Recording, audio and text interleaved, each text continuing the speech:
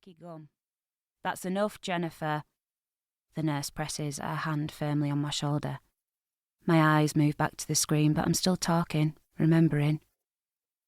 And they take that, and they mix it up. Mix it with all sorts of chemicals and shit. I carry on, shaking the hand off, addressing the room now. They sell it on, and they sell it on again, until eventually it reaches us lot. People like us, who've no else to live for. The nurse moves around to my side of the sofa, grips me hard by the elbow. I try to pull away, but another one has joined him now, dragging me to my feet. See? They say green is one thing. I call over my shoulder as the two of them lead me out of the room by force.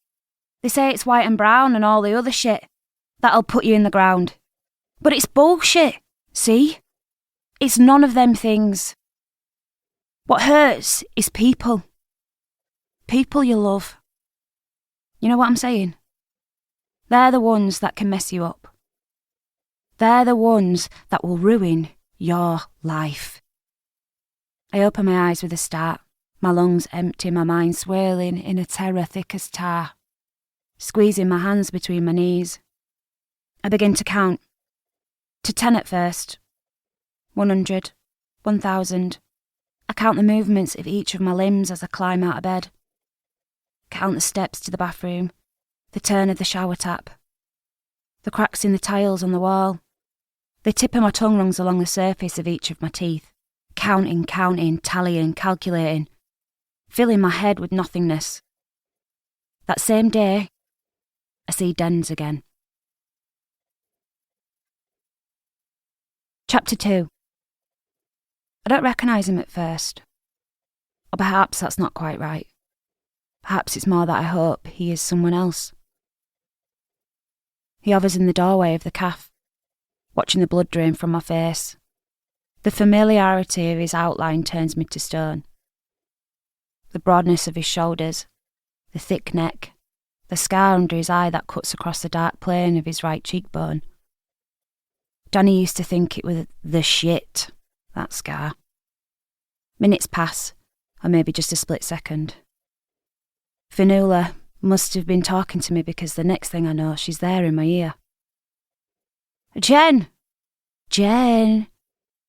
Are you still with us, love? I steady myself on the counter, clear my throat. Sorry, Fee, what was that? Dens is walking towards me, although I can't bring myself to meet his gaze again. Instead, I act as though he's no one. Except we both know it's too late to play that game. It's only when I take over the tea he ordered that he looks straight at me and says it out loud. Cheers, Neef. He uses that name like a weapon. A lifetime has passed since anyone called me that. But there he is, saying it like nothing has changed at all. We don't speak again. But I can feel his eyes on me. When he leaves the cafe that afternoon, I have to hold myself back from following him, letting him lead me like the Pied Piper towards a person I used to be.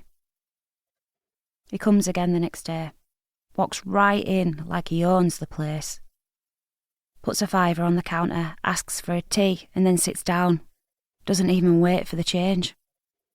Still like to act the big man, I see, I say as I slide the 3 coins back across the table to him. I put his tea in a paper cup, but he doesn't take the hint to leave. Instead, he looks at me steadily, a spark of something dancing in his eyes. Den's always hated me, could see right through me, knew what I was before I'd even become it. Still got as much mouth as you always did, he shoots back. I ignore him, go back to the counter, pretend to be busy, even though it's dead in there. The minute the clock hits 4, I turn the sign on the door to closed. Make a big show of it, so he can't pretend he hasn't seen it. That's when he stops me. Neef, can we talk? For a second I freeze, steadying myself against the door frame.